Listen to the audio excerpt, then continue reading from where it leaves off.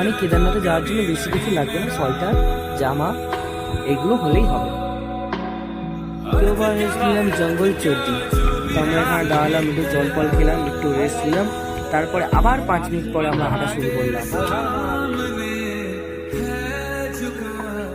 যতই কষ্ট হোক আমরা কেদারনাথ যাবো।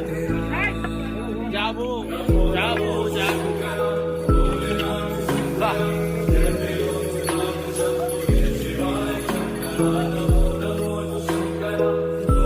তো এখান থেকে একটা কেদারনাথের রাস্তা ভাগ হয়েছে, একটা চলে গেছে এখানে সিধা রাস্তা, একটা চলে গেছে একদম সিধা রাস্তা।